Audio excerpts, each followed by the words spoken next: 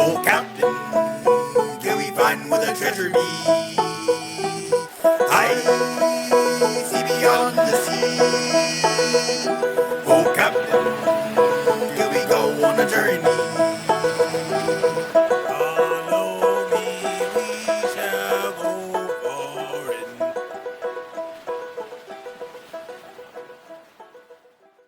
Saying we're gonna watch this video, as I generally do, and then we'll get to the game.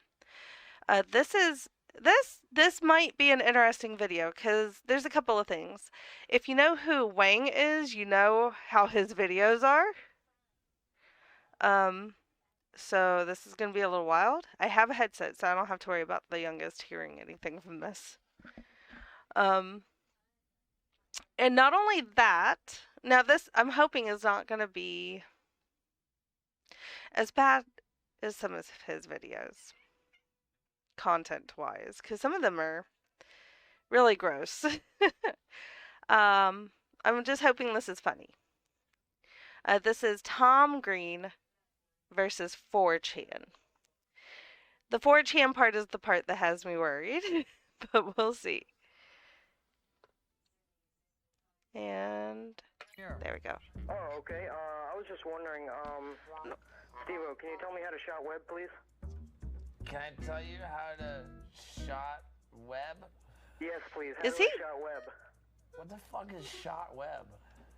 Just tell me how to do it, please. Who the fuck is this? If this is the first time you've ever seen him, you probably won't believe me when I say that Tom Green was absolutely one of the most influential people of his time. When the Tom Green Show came to MTV in 1999, he almost immediately... Okay, so I'm gonna say this. I don't know about anybody else, but I didn't really like his stuff. I didn't. I was not a Tom Green fan. I mean, I'm not going to say that there was nothing out there of his that I thought was funny. There might have been, but I didn't really watch any of his stuff. I didn't think it was that funny overall. became the biggest thing on the planet. Part sketch comedy, part talk show, part prank show. I definitely never watched his show. Things like going to the store and buying condoms. I'm just gonna buy these condoms. Because I'm planning on making love to a woman tonight. And I'm really excited about that. Okay? Alright. Or waking up his parents by putting an actual decapitated bullhead in their bed while making Godfather references. Luca Brazzi sleeps with the fishes. It was a relatively short run, but Okay, let me tell you, if any of my kids ever did that, if they weren't living at home, they would lose, like, they would no longer have a key to my house. They would lose their key to my house. over the course of about a year and a half, he changed the course of comedy forever. For better or for worse. I mean, I just saw someone say that he was Logan Paul for millennials. I don't know how to feel about that. But there's no denying that he did pave the way for things like Jackass or Tim and Eric. It's not funny! Forever. I never liked Tim and Eric. I have seen some Jackass, but I was a teenager when I saw that, so... Andre. I've even seen people point out similarities to Nathan Fielder's work. And his influence doesn't just stop there. You see, years before Twitch, or even its predecessor, Justin TV, he'd go on to be one of the first people to do a live stream talk show from his own home. Tom Green Live, later known as Tom Green's House Tonight. A show that Joe Rogan has cited as the main inspiration behind starting his own podcast. But when I think of Tom Green's internet show, I don't think of Joe Rogan, nor any of his other celebrity guests like Steve-O. I didn't know really much about Joe Rogan at all, though. Yeah, I just didn't know that much about him. Or Tony Hawk. No, when I think of Tom Green's internet show, the guest I think of is this guy right here. No, not that guy. This guy. You see, Tom Green was a trailblazer in another very important way. Before the Church of Scientology, before Chris Chan, before Hal Turner, Tom Green was one of 4chan's very first targets, an experiment that would set the stage for decades to come. For today's video, let's take a look at Tom Green versus 4chan.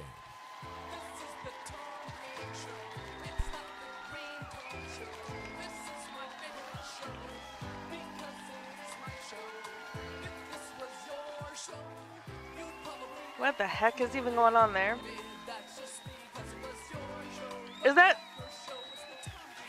that actually what the intro to his show was?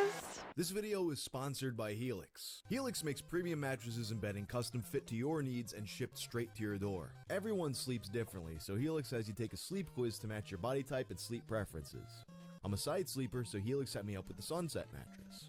The Helix lineup offers 20 unique mattresses, including their award-winning Luxe and Ultra Premium Elite collections. Man, The Helix Plus. I'm not gonna lie, I wouldn't mattress mind designed getting for one of big and those tall mattresses. sleepers. And the Helix Kids mattress, designed for growing bodies and endorsed by child sleep and medical experts. They're Helix so delivers your expensive, mattress though. right to your door with free shipping in the US. It comes rolled up in a box and it's easy to set up. And to make sure you love your Helix mattress, they have a 100 nights of sleep trial. You also get a 10-year warranty. Also, I'm pretty sure most people are side sleepers. I swear they are. I only know I guess technically 3, but he sleeps on his side sometimes. But like, I only know a couple of people that like, one of them sleeps on their back and one sleeps on their stomach. I don't even understand how you do that. Warranty, as well as financing options and flexible payment plans. I've been sleeping on a Helix mattress for a long time now. And How do it's y'all some of the best sleep? sleep that I've gotten. Right now, Helix is running a special sale just for you guys. Just visit the Helix site for 25% off your mattress purchase. 1996 was a strange year. You could sense that the overall vibe of culture was kind of shifting in an edgier direction, but it wasn't quite there yet. Jerry Springer was a year out from hitting his highest ratings peak. WWF was a year away from the Attitude Era. And we're I did watch ways Jerry away from Springer. Dave Correa's generational defining drawing of Slipknot crucifying Fred Durst. I remember that summer, MTV started airing this show called Wow. Buzzkill. It was a prank show with these 3 guys, Dave, Travis, and Frank, who would get sent on these Mission Impossible style quests to fuck with people. Sure, prank shows have been a thing since the 40s, but this felt different. It was a little grittier, more like a reality show. And in some people's opinions, it was also meaner. For a lot of people, a big sticking point Yeah, was that probably. they never actually brought the victims in on the joke. They never did the whole, hey guys, you're on camera. They never did that. Whenever the prank was over, they just get in their van Oh. and ditch their costumes, and that was the end of it. And Well, a lot that's of like- critics were put off by that. But despite Well, that doesn't feel like a prank then. That just feel like that just wow. I don't know what I was trying to say there. That just feels like them being jerks. what critics thought, the show was an instant hit for MTV, beaten out only by the dating show Singled Out before ultimately becoming the top show on the network. And then after just 21 episodes, the show just mysteriously vanishes, never to be spoken of again. Most TV networks would kill to have a surprise hit like Buzzkill. So what could have possibly happened? The truth wouldn't be revealed until 17 years later, in a piece by Sean Manning for The All where he spoke to the former cast members. They had already gotten fired after a segment for the 2nd episode. Frank dresses up like Isaac Mizrahi for a fake fashion show. After explicitly being warned not to, he accidentally tricks Whitney Houston. His Isaac Mizrahi impression Oh, was wow. just so convincing that she came up to him completely unprompted. And after she learned what happened, she swore she'd never work with MTV again. But ultimately, this Wow. wasn't his fault, and the show was a smash hit, so they kind of forgot they fired them. But there was a bigger ongoing problem. In 1996, more people were just starting to get cell phones, so now they'd be filming That's kind of a surprise if you're like costumes that good. And I mean, she can be mad. It's not their fault. They didn't actually like prompt it. She came over to them. Wow. a prank, and people would call the cops. This had MTV worried about legal trouble. The final straw They should came when be, they were yeah. giving samples of a steak smoothie outside of Whole Foods. While pretending to be a customer, one of the boys faked a seizure. One of the bystanders gives him CPR and he pukes in their mouth. While this is going on, a concerned citizen calls 911. That's and that's the end of the show. gross. Picture Marty McFly going, I guess you guys aren't ready for this yet. Because according That's to so Travis, gross. MTV would very quickly go on a mission to explicitly find a Buzzkill replacement. MTV would find this replacement in Tom Green. At the time, Tom Green was an up-and-coming comic in Canada, and over the past few years had produced over 75 episodes of his show for various networks, starting on public access. He clearly had solid work ethic and a ton of upward momentum. And this all goes parabolic in That makes 1999 sense. when the Tom Green Show makes its debut on MTV. And it's kind of I'm funny learning that for stuff all about the Tom shit Green I never MTV really gave wanted to know. Buzzkill, Tom Green pushed things so much further. Please be corn. Please be corn. Please be corn. No, I don't want you to do that with my kid. You're not allowed to do that. But if you want to do it, just pick up the phone, hit the button that says page. Mom? Mom? Don't do what he said. I'm lost. Mom, I'm lost. In a lot of ways, Tom Green was kind of the precursor to the modern internet troll, with segments just I have seen, and no, you're not supposed to do that, but I have seen where somebody picked up one of the phones at Walmart because they were standing at one of the back counters. I think they were trying to buy, I don't know, something for hunting or camping or whatever that you had to get from behind the counter. And no one was back there, and they were waiting for a long time, and no one ever came back there. So they finally picked up the phone and was like, hey, can I get some help here? Basically. I understand it in that case. Like, no, you're not supposed to do that. But I end up, when that happens, I just go look for someone. I don't just stand there. built around seeing how far he can push people before they snap. You heard of any illness or But I get it. as a result of people ingesting the mustard? You don't want to buy bad mustard. Anyone ever come in the store and gotten mustard in their eye? I got mustard in my eye! All right, thanks very much. Like a lot of Tom Green's Yeah, pranks at that's this point just felt not more funny. Frank Hassel than they do Candid Camera. My favorite example of this is Undercutter, I don't. where he gets in Though- his car and follows a pizza delivery driver. These prank channels I don't generally find funny anyway. Pranks can be funny. Don't get me wrong. I participated in plenty of cube warfare that involved essentially pranking each other, because it's not like we could shoot Nerf guns or whatever because we worked in a call center. But we do things like we had to have for a little while they tested out not having assigned desks. That didn't last long.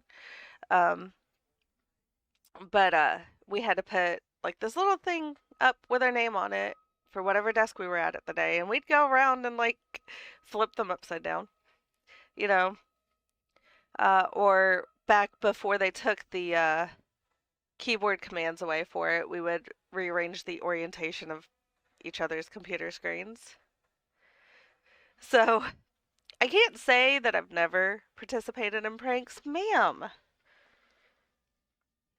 Sorry, my cat's trying to get in my lap, and she knows better if I have food. She's just very needy.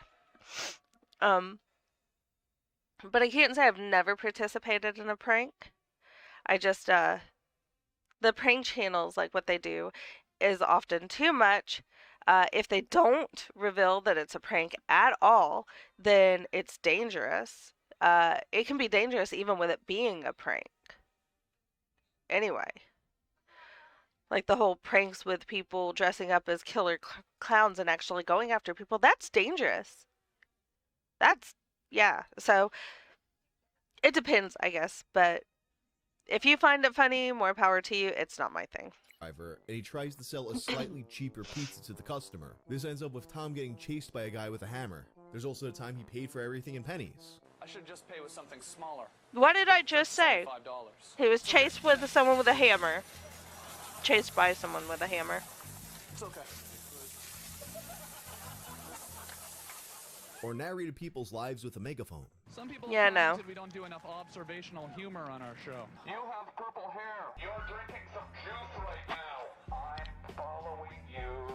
You're going somewhere really fast. You have to get there quickly because if you don't, you're gonna be in big trouble. You're waiting for the bus right now. Oh, and who could forget the How time is that he any of gave that away his co-host humor? Glenn Humplick's actual phone number I know- on the show. A big part of it was I know humor is subjective. How is literally any of that supposed to be funny? also gross out stuff, like when he famously sucked the milk right out of a cow's udder. Unsurprisingly, the critics hated the show even more than they hated Buzzkill. But nobody cares what the critics think, and the show was a massive success. Like, it's hard to overstate how famous he was at the time. He's in commercials. I broke it. You made me I mean- break my banana. He's putting out music. My bum is on the rail. Bum is on the rail. Look at me. My bum is on the rail. He's in movies. Somebody posted that, like, talking about how that that stupid song took over everyone's life, and I do remember this song, and I'm just like, even at the time, I was like, what?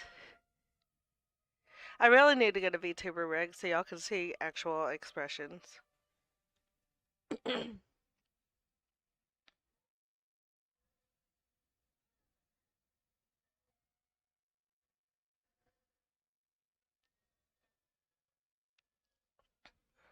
Cause, yeah.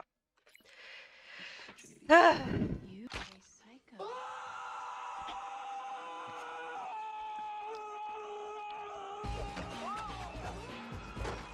And then everything is dragged to a screeching halt when he's diagnosed with testicular cancer. This is effectively the end of his show. Oh gosh. Spare for a cancer special where you see them take his ball out. It also delays his own movie that he'd been working on by 6 months. And even then, he was still apparently in agonizing pain throughout the whole production.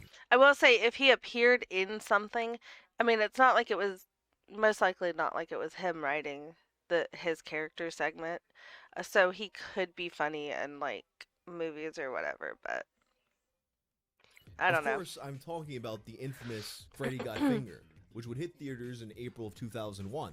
BBC's Danny Graydon summarizes the film. Caning a disabled person's legs, falsely accusing someone of child molestation. Well, at least I don't Wow. touch Freddy. Very what? Yeah, he touches my little brother. He fingers him. Swinging a newborn baby by its umbilical cord, spattering walls with blood. Wow. Oh, and lest we forget, wagging a horse's genitals. Welcome.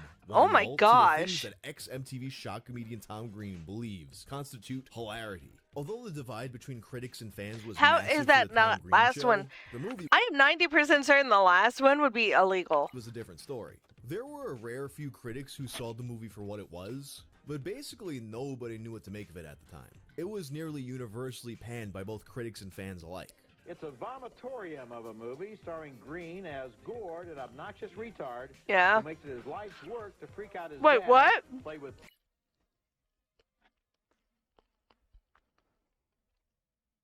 An obnoxious what? teeth gnashing My scorn gosh. by Rip Torn. Oh, look, honey, our boy's a genius. He's rigged a pulley system so he can eat sausage and work on his stupid groins. And being creative? Now, if you'll excuse me, I still have some work to do. Daddy, would you like some sausage? Daddy, would you like some sausages? It's a barely coherent series of events loosely tied together like you're watching a dream. What the fuck is going on? I'm underwater. Look, I found a treasure. Get out of my goddamn scuba gear, you imbecile! Wow. Treasure! It went into that underwater cave. But when you take a structure like that and you apply it to comedy, it almost feels like it's a parody of movies altogether. It's like Tom made this while all the while saying, I can't believe some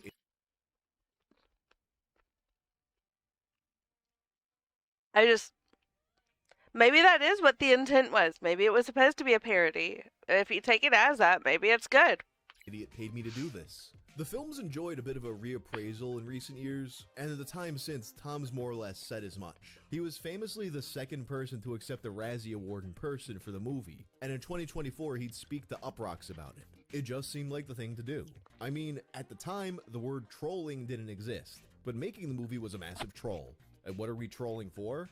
We're trolling for that, right? So of course, I'm going to accept my awards. This is what we were doing. Again, you want to talk about things being a little ahead of the curve or whatever, you can say that or not about this movie, but that's what we were doing. We were trolling the entire industry. Well, Tom, of course, would wind up being that's one of the fair. first mainstream Fair enough. celebrities to learn I all could see about it. that. But before he could, MTV I tried could to see it. revive the Tom Green Show in 2003 as the new Tom Green Show, leaning more into the late-night talk show aspects. This was a very short-lived show, but it did give us a rare glimpse of an I don't remember that. Tom Green. So for the show, he had a custom desk made that was designed to resemble Johnny Carson's desk from the 19 ex-MTV Dang it. shock comedian Tom Green believes constitute hilarity. Although the divide between critics and fans was massive for the Tom Green Show, the Sorry, movie I was a knocked different stuff story. down. There were a rare few critics. I realized it, at least it backed up. So, oh, this is awkward. Let me catch up to where I was. of movies altogether. It's like Tom made this while all the while saying, I can't believe some idiot paid me to do this. The film's enjoyed a bit of a reappraisal in recent years, and in the time since, Tom's more or less said as much. Oh, just leave it. The second The person to Azeron accept is the Razzie so Award in person for the movie, and in 2024 he'd speak to Uproxx kind of about it. difficult It just to seemed like use. the thing to do. I mean, at the time, the word trolling didn't exist, but making the movie was a massive troll. And what are we trolling for? We're trolling for that, right? So of course, I'm going to accept my awards. This is what we were doing. Again, you want to talk about things being a little ahead of the curve or whatever, you can say that or not about this movie, but that's what we were doing. We were trolling the entire industry. Tom, of course, would wind up being one of the first mainstream celebrities to learn all about that. But before he could, MTV tried to revive the Tom Green Show in 2003 as the new Tom Green Show, leaning more into the late-night talk show aspects. This was a very Okay, we're about short-lived up to where I show, was. but it Sorry did about give us that, a y'all. rare glimpse of an actually mad Tom Green. So for the show, he had a custom Mad? desk made that was designed to resemble Johnny Carson's desk from the 1960s. It cost $10,000, and he had to fight MTV to get them to pay for it. Then one episode, he had Jesse James Dupree of the band Jackal. So one of Jackal's Oh most my gosh. popular... Jackal. Okay, I'm sorry. Y'all don't know this. Or some of y'all might. I have not been to that many concerts. Just haven't been able to really afford it in general. Jackal is one of the only few. It's one of. It's the only band, unless you consider like they're leading the acts that let in. Which one was the Pelvis Presleys, was one of their opening acts, and the other one was one or some of the band members' sons with their own band, and I can't remember what the name of their band was. songs is the song The Lumberjack. They have a great show. I wish we had been closer because they threw out a bunch of drumsticks, like so many, and also him right there, he threw his leather jacket into the crowd. Would I have gotten it? Probably not, but it would have been cool. In which Jesse plays a chainsaw solo. Jesse brings the chainsaw with him to the new Tom Green Show, and the first thing he does is take it to Tom Green's $10,000 Johnny Carson desk that MTV didn't want him to have. Tom spends the rest of the show seething with rage and taking sarcastic jabs at Jesse whenever he can. Oh, I would have been mad. Show that you do. I mean, so are you all right? Are you all right, Bert? Are you okay? What should I do here? You're a producer. You've been in television a long time. You produced the Jerry Springer Show. What should I do here? No. That was why. Up our desk and I don't care, and then go on and have some interview where I'm really nice to him about his little rock and roll band, or should I just move on and do what we were supposed to do? This, of course, would not be the last appearance of Angry Tom Green. In June of 2006... I'm sorry, but that is justified. I would have been so mad. If someone came and took a chainsaw to my current desk, I'd be mad for a couple of reasons. One, my computer's on it, and two, my frogs are on it. But even if they weren't, I'd still be mad. Like, who does that? Tom Green would partner with Mania TV for an internet call-in still have show good music, called though. Tom Green Live, later renamed to Tom Green's House Tonight. Now, any call-in show, no matter who's hosting it, no matter what platform is on, is gonna invite prank callers. Usually they'll try to prevent makes this with sense. call screeners and tape delay, but sometimes they make it through anyway. Tom Green took pride in not having a call screener. He thought it made for a better show. So he's getting the stream going with frequent appearances by celebrity friends like Steve-O and Tony Hawk. When do we get... And they're Oh, enjoying the wait. ability It's to about say to... and do whatever they He's want about to without get to network it. executives or the FCC breathing down their necks. There's the occasional prank call as expected, but it's mostly people just excited to get to talk on the phone with these guys. A few months later, though, the show gets the attention of 4chan. And this, of course, is where it always gets a little murky when talking about early 4chan history, because I'm really certain I would see the show getting posted to be before the big raid, but most sources seem to mark the very beginning of the pranks as August 16th of 2006. But the coverage of events on Biblioteca Anonymous seems to agree with my memory of events, saying that about 10% of the callers were 4chan pranks at first. In any case, though, August 16th is when the actual I mean, that big makes raid sense. begins. I wouldn't be There's very little that surprised. still survives of the actual event, aside from a few clips on YouTube. some obscure forum posts, and accounts of it on Encyclopedia Dramatica and Biblioteca Anonyma. But essentially on this day, you got a mix of people posting about their pranks on B and organizing an IRC, and the whole thing snowballs until essentially 4chan has taken over his entire show. Mostly just spamming him with memes like do a barrel roll. A barrel roll. Yeah. A barrel Alright, roll. sorry, I'm back. On air. Alright, y'all didn't even know I muted. Yeah. A barrel roll. A barrel roll? A barrel roll. A barrel roll? A barrel roll. How many Saying times is that Dempsey gonna go over back and and over again, forth? which is a meme that was from the anime Rosen Maiden.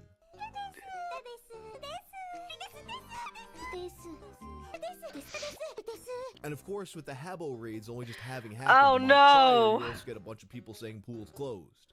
And while most people would start their call just by yelling the meme right at Tom, other people would try to lure him into a false sense of security first. Oh yeah. Hello, you're on the air. Hey, Tom, what's up? Pretty good, man. What's going on? Not too bad here. Just chilling out watching your show on the internet here. First time I've even seen this thing. Awesome, man. So what are you doing today? I'm not doing anything, just chilling out here in Red Deer, Alberta, actually. Oh my gosh, Red Deer. I love Red Deer. You know, I've been to Red Deer many times. When's Oh, it yeah? gonna happen? Yeah, you're fat.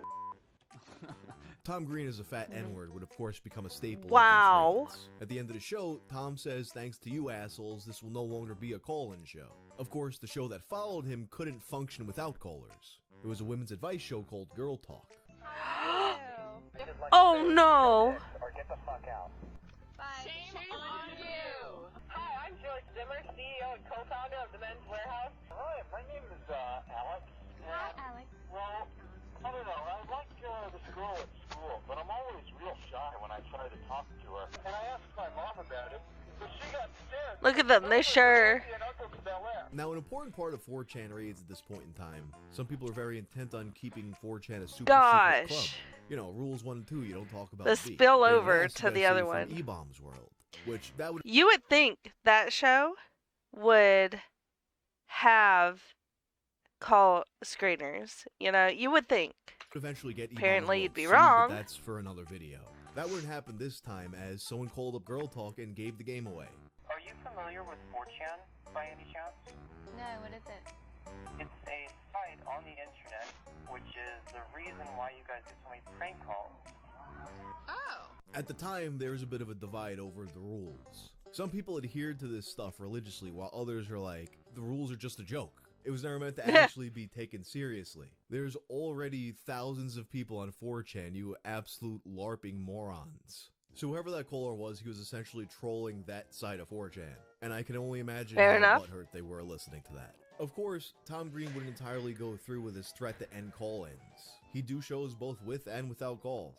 And these pranks would persist throughout the next several years, often embarrassing Tom in front of his celebrity friends. It was a love-hate relationship. Tom, of course, was made aware of 4chan from day one, and as time passed, he would gradually develop more of an understanding of what was going on here. For example, you got this clip that seems to only still exist on a 10-year-old Gamer from Mars video of Tom Green explaining 4chan to Tony Hawk. Hey, what's going on? You're on the air. Hey, Tony Hawk, what's up? Yo, what's up? Hey, I want to ask you about a character on the new game you're gonna make. I was wondering if you're gonna put any mudkips on it. Oh my gosh. Mean anything? I don't know. I don't even know what that means. Is he? Probably not. I don't know what that means. Okay. Hello, you're on the air. Does he say? I don't even know what that word means. So does he say something horrible there that I have to edit out at the end of the night? No, it just makes no sense. No. Okay. Just makes no sense. There's a kid. Yeah, it's a little thing about. It's a 4chan thing. It's There's kids on the internet. Oh they my have gosh. this group of kids, and they like to say funny words like barrel roll. Seeing how disconnected they are. Because the mudkip thing was everywhere. Maybe this was early on in that meme. But the mudkip thing was everywhere, man. Or Okay. there's a video game move from Star Fox. Star Fox 20? Yeah, and they've been dogging me for a year. Gotta tell you, driving me nuts actually. Sometimes I wake up in the middle of the night and I scream. Tom Green was actually the first person. Can't I really ever see admit attempt that to they're pronounce the annoying word you, Remy because in then real they're life. just going to I do think it he said more. Remy. That clip though, like a lot of other clips, is long gone, and it's been driving me crazy for years. At times, he'd even play directly to his newly found 4chan audience, like the time he recreated the Gentleman meme, or one show where he asked That's his fair. audience to play the game, during which he promised to keep taking calls as long as his view Oh. count didn't drop. Of course, to keep him on forever, they just botted his views. Eventually, You can't. How did he even play the game? Because if he mentioned it, like, we've all lost the game.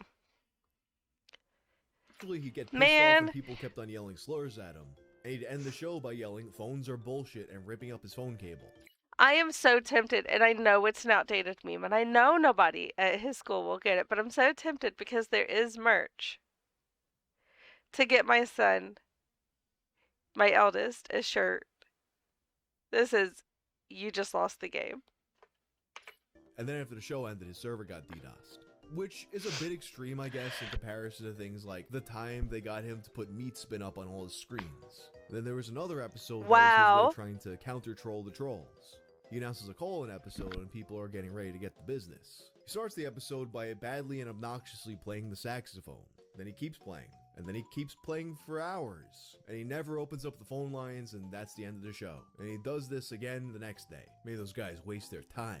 March of 2009 was a particularly tumultuous time in the relationship between 4chan and Tom Green. On the 2nd of March, Tom had Married with Children's David Faustino and Corinne Nemec of Parker Lewis Can't Lose on as guests. He orders some pizza from a local spot called Pizza Land.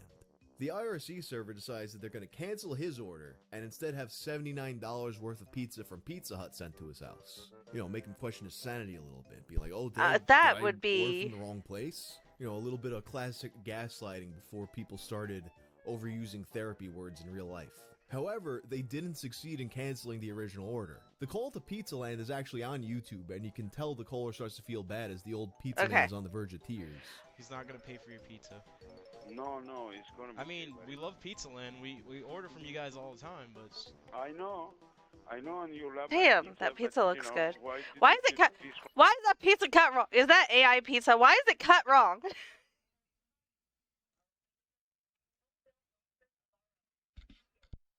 I'm not okay with that pizza. Fun today, for me, I don't understand. well, But the Pizza Hut order does arrive first. And as Tom realizes what happened, he admits that he actually thought this one was pretty funny. He pays for the extra pizza and enjoys it. This stunt would be repeated months later with $450 of sushi. Despite his enjoyment of the pizza prank, though, I guess a little while later, he realized the implications of having something sent right to his house. His address had been leaked a while ago, but I think this was the first time anyone actually made direct contact like that.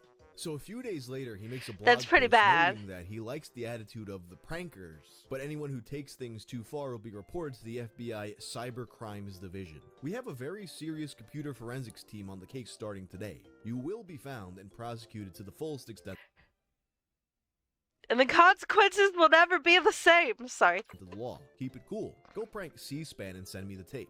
And they did. Next calls from Oneonta, New York. Oh my gosh! Not too long ago, I met a woman from Iraq. She was a citizen over there, and she had to leave. He her did a family call to behind action for them to. because Wow. over there in Iraq, everyone was getting barrel rolled. You guys rock. All of you. Even the guys at B. I love you guys. Funny shit. TG. Ultimately, I think, all things considered, Tom Green handled the pranks pretty well. Although, obviously, his haha love you guys demeanor in that blog post wasn't how he was feeling all the time. What he was experiencing was completely unprecedented. I mean, sure, 4chan didn't would invent be. prank calls, but I don't think there had been a situation like this before in all of human history where you have literally hundreds, if not thousands of people gathering to prank one specific guy in real time for years. And I don't think Tom Green ever actually went through with a lawsuit, you know, unlike certain other Good. people who will be covered in a future video. You know, I may not like Tom Green, but honestly, I was expecting something different, and I'm sure there were situations where it was frustrating and whatnot. But he does seem to have taken it in pretty good spirits. You know, he even thought a couple of the pranks were funny. He was just like, he did make a warning, which is understandable. Like, you know, you don't want people to go too far. He didn't really tell them to stop. He's just like, don't take it too far. So, like, the pranks with sushi, pizza, whatever, that's one thing. And that's fair. That's fair. Looking back on some of the old footage, some of the I don't know few how clips well of I would voice take it. deletion throughout the years, it seems like he did what he could as a performer to try and make it work. A barrel roll. A barrel roll. And I have to imagine that on some level, especially now with this situation so many years behind him, that he might have felt some kind of kinship towards his prankers. Being that in some way, Tom Green kinda was the original troll, and then he has the next generation taking it and turning it around back on him. I can But see think that. some insight into the approach he took here can be gleaned from his 2020 appearance on Legion of Skanks, where he speaks about the chainsaw incident. I got mad, but while I was getting mad, to me in my head, I was thinking, this is fucking awesome. Comes up on Facebook, and all the people in the comments are, oh, why are you mad? You used to cut desks and you can't even take it when someone cuts your desk. They didn't understand that there was this entire dialogue going on in my head where I was happy that I was mad because it's funnier if I'm mad than if I'm not mad. So makes that's a situation. all. I'll tell you what I've been trying to explain this for 15 years. Whether or not he's being honest here is up to interpretation, but you look at I the mean, interview he could. Okay, so I know I'm pausing it again. He could be telling the truth.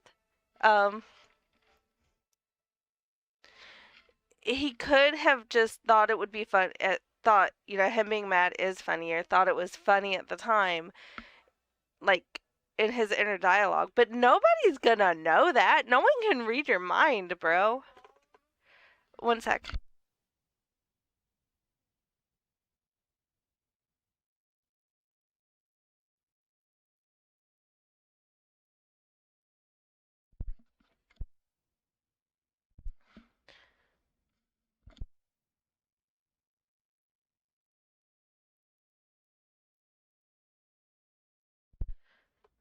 Alright, sorry. As I said, I have to control the show, and the youngest wanted me to pause what he's watching, so. after the guy chainsawed his desk, and you look at a lot of the 4chan clips, and it seems like this is actually the case to me. But anyway, that's all for now. This video actually started as a smaller segment in a video I was working on about Hal Turner, so if that interests you, you're going to want to subscribe. And if you like this video, check out my video about Scooby versus 4chan. I'm out.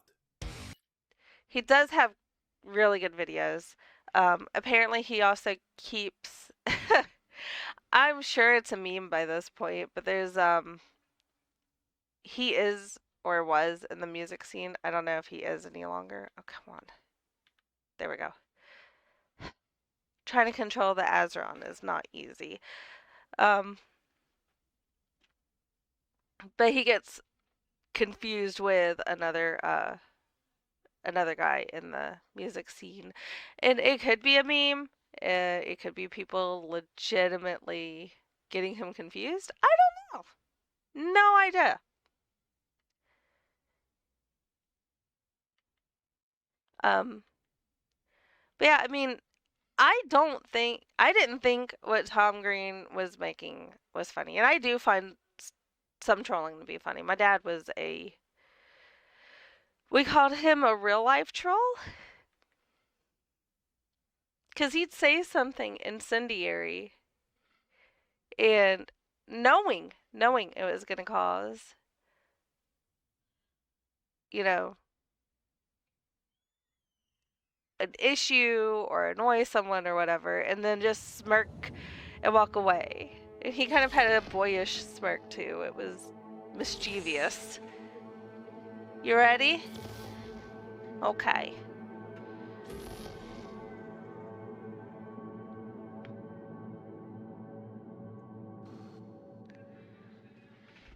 Alright, sorry about that. So I can appreciate that maybe his entire shtick has been trolling. You know, I can appreciate that. I just didn't particularly like it. Not my thing.